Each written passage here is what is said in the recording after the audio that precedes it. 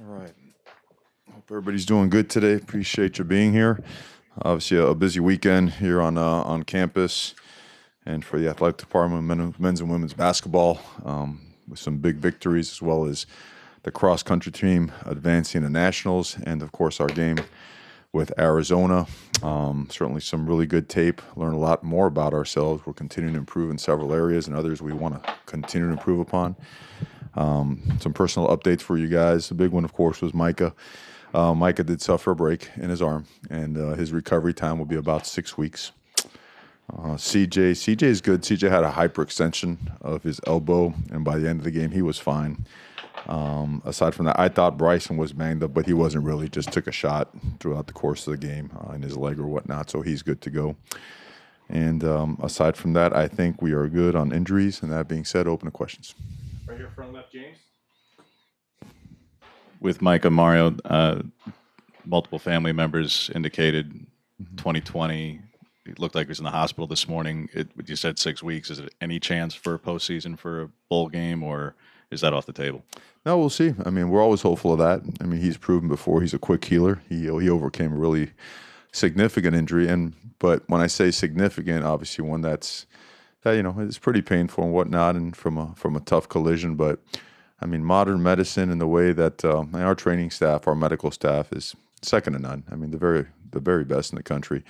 And Mike is a guy that attacks every opportunity to get better 100 miles per hour. So, if anyone could heal quickly, it will be him. And if the timeline matches up, certainly that's a consideration. Front left, Matt. Fallout of that, Daywood's now listed back at receiver again. Just is that the only change, or do you explore other options for just the depth purposes of that position? Well, I think you always explore all your options. I think Justin Collins is a guy last year in this game proved to be really valuable. Caught a slant down there and got us in the tight red zone at the end of the half, and he's been coming along. Remember, he's coming off an ACL as well. And then you have guys like Crocker and Waters and Will Hoyt, with Will Hoyt and Waters coming off of injury. They're a little ways off in terms of the system and whatnot, and Crocker continues to get better. But yeah, there's a lot on the table. There's a lot of guys we want to continue looking at, and certainly, you look at a guy like Darian Felix and how much more he's provided for us as well. So we feel confident that although it's painful, really is to lose a guy like Micah, relentless competitor, awesome guy to be around, real productive, great football player that will find solutions. On the right, Ryan. Mario, obviously you had injuries at tight end as well, and Schooler leaving and Pittman in and out. But Herbert's completion percentage is way up this year compared to last year. How do you kind of explain his improved efficiency? I think it's a little bit of everything. We know he's got a tremendous amount of pride in his craft and how he approaches it. Student of the game, another year in the system. I think, Coach Arroyo's done a great job just finding answers, particularly to some of the different challenges that we face coverage-wise in the conference. The people that cloud the coverage or play press man on the inside guy or both guys or the outside guy. The receivers and Coach Bo have done a great job of just creating a very strong culture of excellence, demanding a lot of each other, pushing each other. The level of competition in that room has certainly increased. So I think it's a combination of things. And, at the end of the day, it's the passing game is always about timing, precision, right? Guys playing with toughness, because, throwing and catching is not only just, done on air. It's done with some physicality and making sure they're able to withstand the rigors that come with the tackles and getting off press coverage, the physicality goes with it. So overall, I'd say it's just a great collective effort.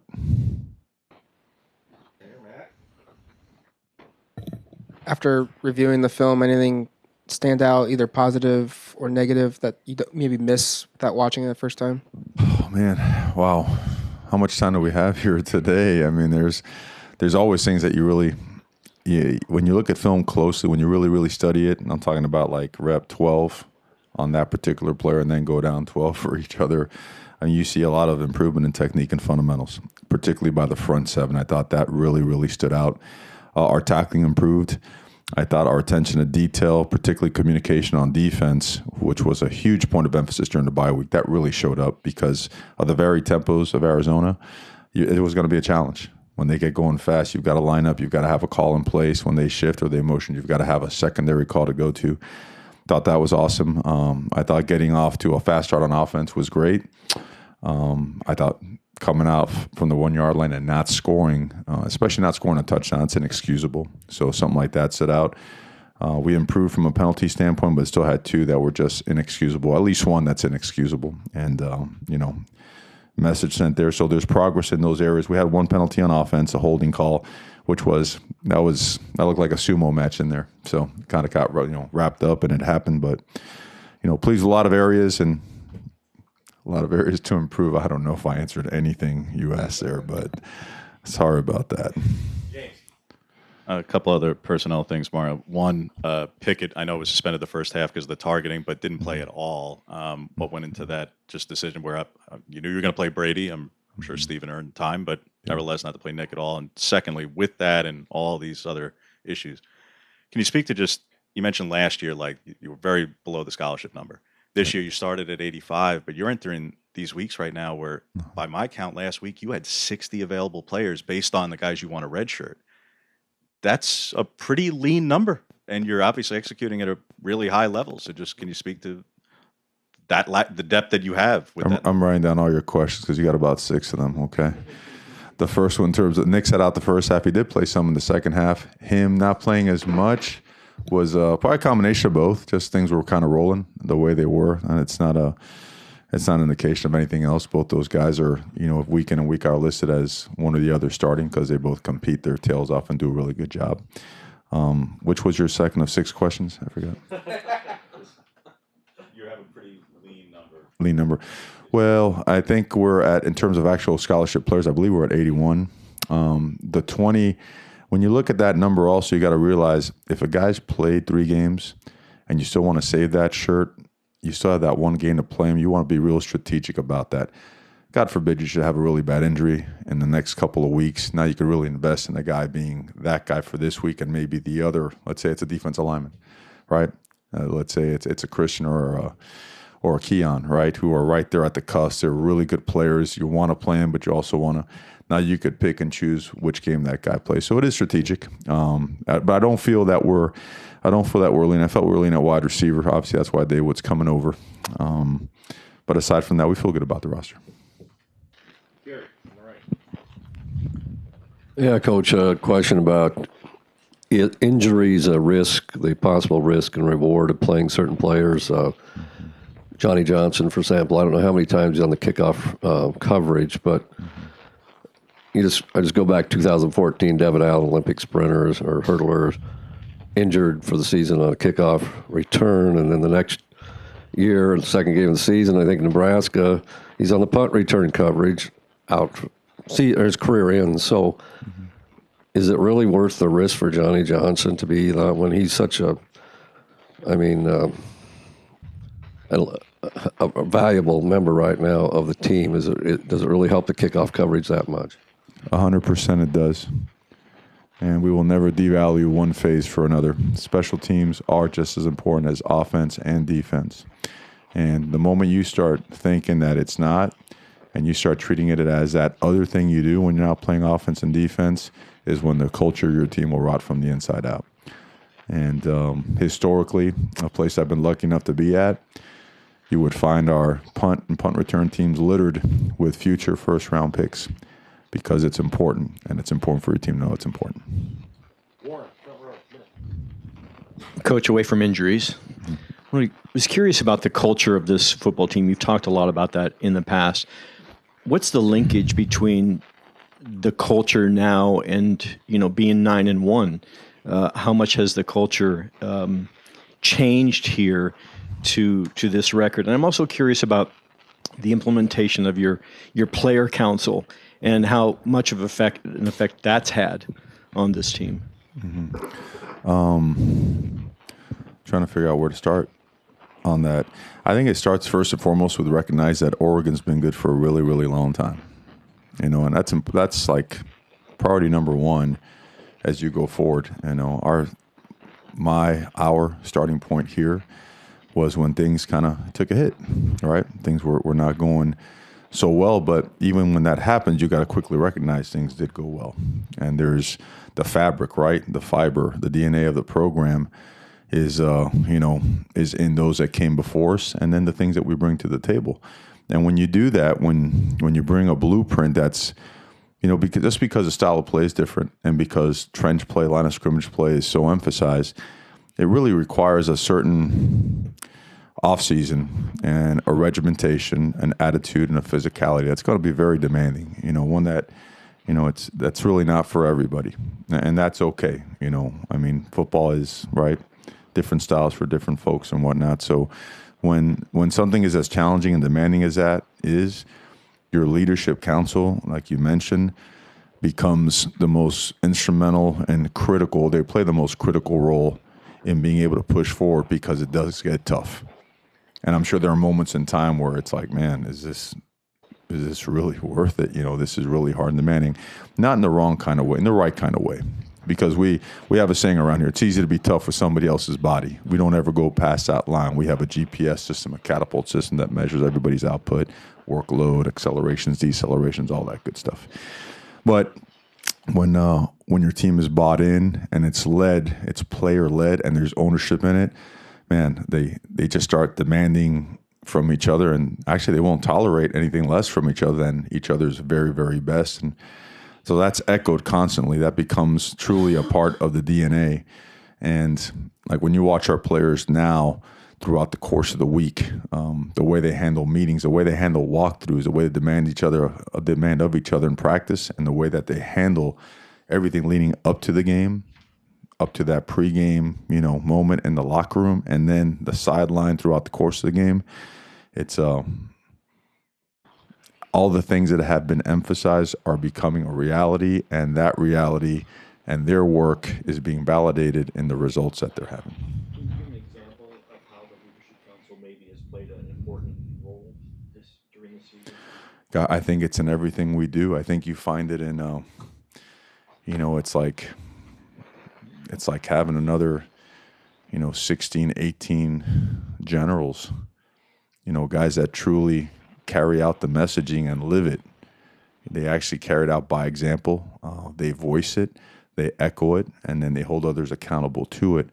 Specific examples, and it's in everything we do. It's arriving early, it's staying late, it's making sure that we're running on and off the field. Little things that people kind of say, oh, why is that a big deal? Well, because it is a big deal.